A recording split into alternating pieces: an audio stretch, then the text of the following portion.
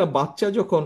Language, আমরা second এবং third ল্যাঙ্গুয়েজের উপরে আমরা জোর দিচ্ছি, সেকেন্ড এবং থার্ড ল্যাঙ্গুয়েজ হবে। এর মধ্যে আমাদের কয়েকটি দেশের সাথে অলরেডি কথা হয়েছে, তারা খুব ইন্টারেস্ট শো করেছে যে তারা এখানে আমাদেরকে ল্যাঙ্গুয়েজ ট্রেনার যারা থাকবে তাদেরকে শিখিয়ে দিবে,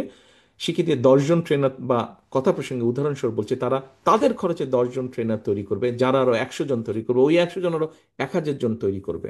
আমাদের ফ্রেঞ্চদের সাথে কথা হয়েছে, আমাদের চাইনিজদের সাথে কথা হয়েছে, ম্যান্ডারিন ল্যাঙ্গুয়েজের জন্য কথা হয়েছে, আমাদের ব্রিটেনে অলরেডি কথা হয়েছে,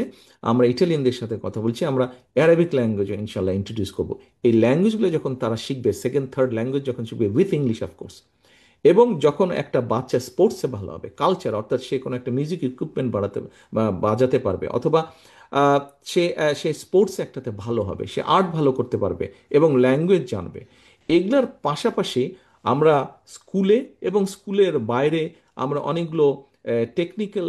কলেজ বা টেকনিক্যাল ইনস্টিটিউশন এবং ভোকেশনাল ইনস্টিটিউশনের উপর আমরা জোর দিচ্ছি, সেই প্ল্যানিংগুলো আমরা করছি যে দেশে থাকবে।